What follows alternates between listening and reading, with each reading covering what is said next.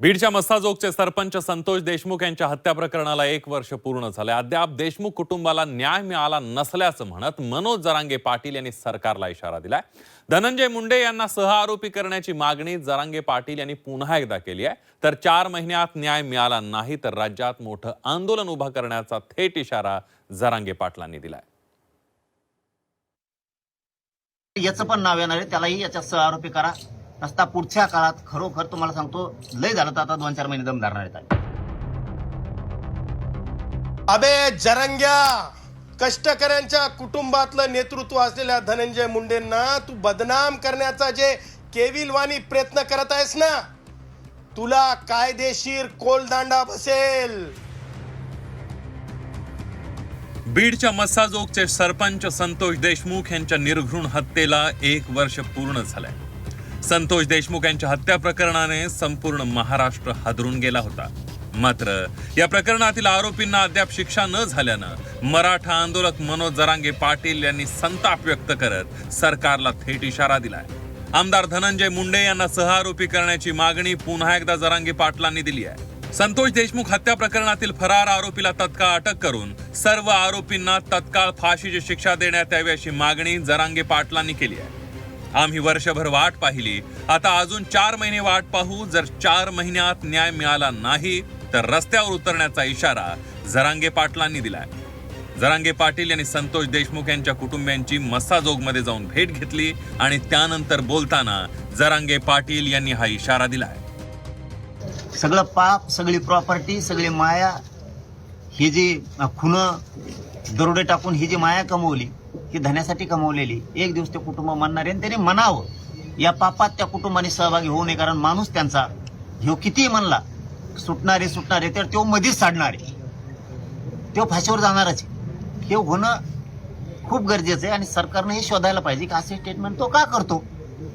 जोपर्यंत त्यांना फाशी होत नाही ना तोपर्यंत आम्ही कोणीही हटणार नाही. राज्यातला सगळा मराठा ज्या दिवशी या मस्साजोग गावातून देशमुख कुटुंबाकडून हाक येईल त्या दिवशी तुम्हाला राज्यात चाक सुद्धा फिरलेला दिसणार नाही. तो फरार आरोपीला सरकारला अटक करावं लागणार आहे.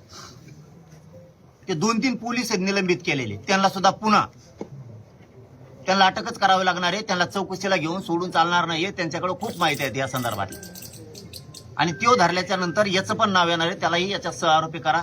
रस्ता पुढच्या काळात खरोखर तुम्हाला सांगतो लय झालं तर आता 2-4 महिने दम धरणार आहेत. चार्जशीट दाखल झाल्याच्या नंतर ते फ्रेम करता येईल. कायद्याची प्रोसिजर म्हणून 2-4 महिने वाट बघू नसता राज्यात आंदोलन उभा राहणार आहे. फडणवीस साहेबांनी, अजितदादांनी समजून घ्यायचं. जरांगे पाटील यांनी धनंजय मुंडेंवर टीका केल्यानंतर धनंजय मुंडेंच्या बचावासाठी वकील गुणरत्न सदावर्ते मैदानात उतरले. जरांगे पाटलांकडून धनंजय मुंडेंना बदनाम करण्याचा केविलवाना प्रयत्न सुरू असल्याचं म्हणत सदावर्ते यांनी जरांगे पाटलांवर टीका केली आहे.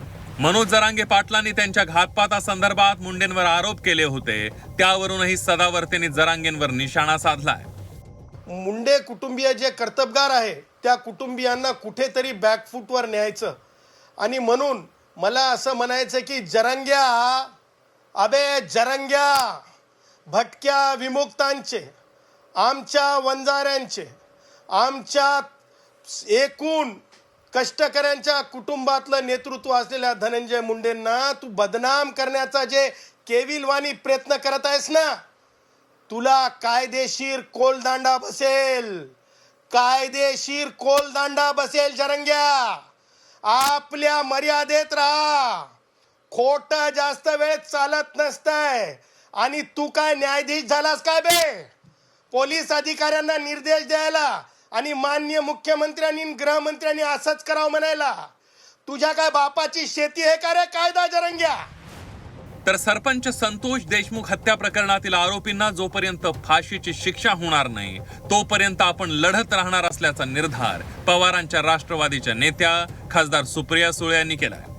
तर एवढी मोठी घटना घडूनही बीडमधील गुंडाराज कमी होत नसल्याचं म्हणत स्थानिक खासदार बजरंग सोनावणे यांनी धनंजय मुंडेंकडे बोट दाखवलाय. परळीमध्ये गुंडाराज कुणी उभं केलं याचा मुखिया कोण असा सवाल करत सोनावणे यांनी नाव न घेता धनंजय मुंडेंवर हल्लाबोल केलाय. जो कोणी या हत्येमागे आहे किंवा ज्यांनी हत्या केली आणि हत्येच्या मागे ज्यांनी कट कारस्थान केलं त्यांना जोपर्यंत फाशीची शिक्षा होत नाही तोपर्यंत आम्ही लढत राहणार. कारण का मुंडे कुटुंब आणि देशमुख कुटुंबांवर अन्याय झालेला आहे तो महाराष्ट्र सहन करणार नाहीत. त्यांच्या बायका मुलं ही आपल्या सगळ्यांची जबाबदारी आहे आणि आमची नैतिक जबाबदारी आहे. एवढी मोठी घटना घडल्याच्या नंतर, एवढा जिल्ह्यात उलथापालथ झाल्याच्या नंतर तरी हे थांबेल असं वाटलं होतं, पण आजही हे थांबत नाही आहे. हे आमच्या बीड जिल्ह्याचं दुर्दैव आहे. आणि आजही आम्हालाच म्हणलं जातं आहे, विरोधी पक्षाचा खासदार म्हणून प्रत्येक वेळेस बोट आमच्याकडे केलं जातं आहे की तुम्ही बीड जिल्ह्याला बदनाम करताय, तुम्ही परळीला बदनाम करताय. पण परळीसारखं शहर, परळी तालुक्यासारखा तालुका बीड जिल्ह्यात आहे, ह्याचा अभिमान पण आम्हाला आहे. पण परळीमध्ये गुंडा राज कुणी उभं केलं, याचा मुखिया कोण आणि कशासाठी केलं, ह्याचा इतिहास सर्व जर बघितला तर खूप थरारक परिस्थिती आहे. मसाजोगचे सरपंच संतोष देशमुख यांच्या हत्या प्रकरणाला 1 वर्ष पूर्ण झालं. मात्र अद्यापही देशमुख कुटुंबियांना न्याय मिळालेला नाहीये आणि त्यामुळेच जरांगे पाटील यांनी 4 महिन्यांचा अल्टिमेटम दिलाय.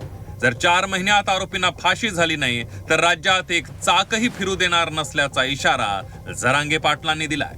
महेंद्र मुधोळकर, झी 24 तास, बीड.